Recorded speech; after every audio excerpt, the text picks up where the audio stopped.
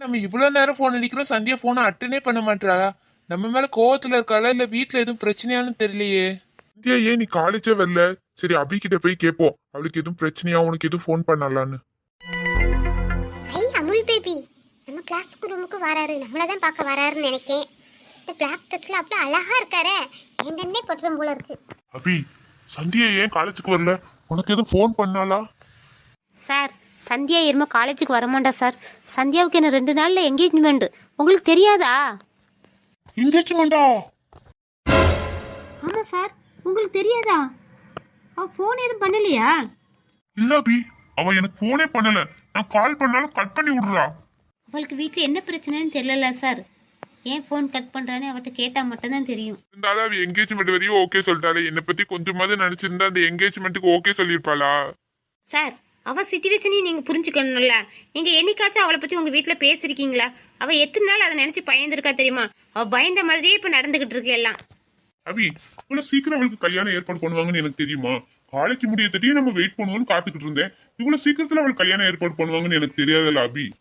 அதான் இப்போ தெரிஞ்சிட்டல சார், நீங்கள் உங்கள் வீட்டில் பேச வேண்டியது தானே? உடனே எப்படி அபி வீட்டுல போய் சொல்ல முடியும்? சொன்ன உடனே என்ன கல்யாணம் பண்ணி வைப்பாங்களா? வீட்டுல கொஞ்சம் பிரச்சனை நடக்கும். எல்லாத்தையும் சமாளிக்கிறதுக்குள்ள இவளுக்கு கல்யாணம் முடிஞ்சிடும் போல இருக்க. அவன் நிலைமையும் வீட்டில் ரொம்ப மோசமாக இருக்குது சார்.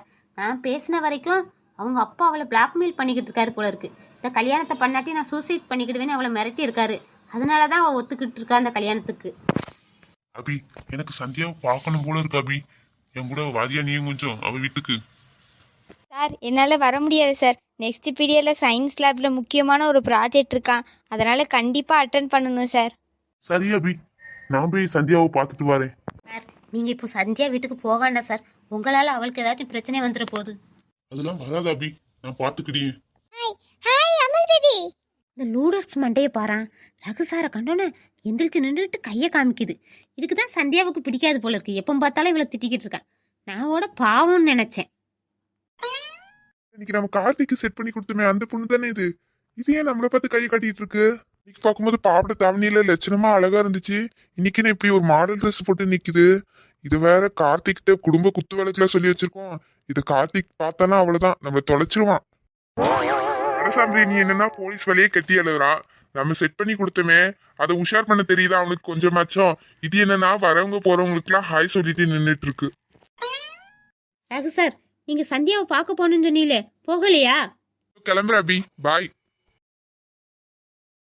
என்ன பார்த்துட்டு பார்க்காத மாதிரியே போறாரு அமுல் பேபி.